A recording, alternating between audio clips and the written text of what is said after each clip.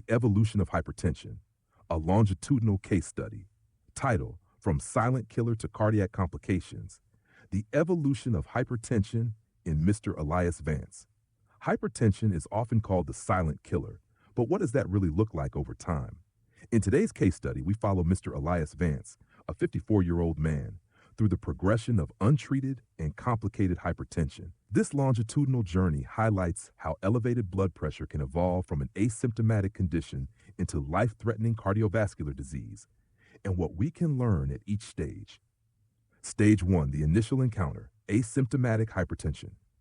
Mr. Vance presents to his primary care clinic for a routine visit. Age 54 years, BMI 31, blood pressure at 155/94 mm. He feels completely fine, no symptoms, no complaints. However, this blood pressure reading places him in stage 2 hypertension. At this stage, key clinical priorities include classification and cardiovascular risk assessment, lifestyle counseling, DASH diet, exercise, weight loss, ASCVD risk scoring, baseline testing, lipid profile, BNP, and ECG. This is the critical prevention window where intervention can change the entire trajectory. Stage 2, pharmacologic integration and early complications. 6 months later, his blood pressure remains elevated at 152/90 mm/Hg. He is started on lisinopril 10 mg, an ACE inhibitor.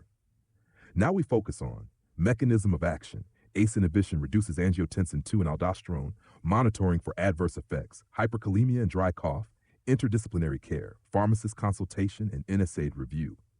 Even with medication, hypertension requires close monitoring and patient engagement. Stage 3, acute present. Mr. Vance arrives at the emergency department with crushing chest pain and headache. Blood pressure 210/120 mm/Hg. This is now a hypertensive emergency. Diagnostic findings, ST depression on ECG, elevated troponin. Now we must differentiate angina versus myocardial infarction, end organ damage.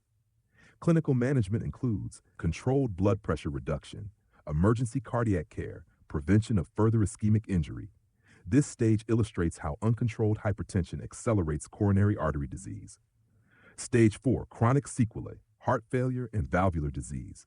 Over time, structural heart damage develops. Mr. Vance now experiences shortness of breath, orthopnea. Echocardiogram reveals ejection fraction of 35%, aortic stenosis. This is the long-term remodeling effect of chronic hypertension. Management shifts toward guideline-directed medical therapy, GDMT, beta blockers, diuretics, fluid overload assessment, cardiac rehabilitation. Hypertension has now progressed from a risk factor to a structural heart disease. MASH stage 5, vascular and professional considerations. Mr. Vance begins experiencing calf pain while walking, classic claudication. This raises concern for peripheral artery disease, PAD. Screening tool, ankle brachial index, ABI. But beyond physiology, we must address smoking cessation, patient education, red flag symptom recognition, health literacy barriers, healthcare disparities. Managing hypertension is not just pharmacology, it's systems-based, preventive, and patient-centered care. Key takeaways: hypertension progresses in predictable but preventable stages. 1. Silent elevation. 2. Pharmacologic management. 3. Acute emergency. 4. Chronic cardiac damage. 5. Systemic vascular disease. Early intervention changes outcomes. Uncontrolled hypertension leads to coronary artery disease, heart failure, valvular dysfunction, peripheral artery disease. The most powerful treatment: prevention, monitoring, and long-term patient engagement. If you found this case helpful for understanding cardiovascular progression, like this video, subscribe for more clinical case breakdowns, and share with fellow healthcare students and professionals.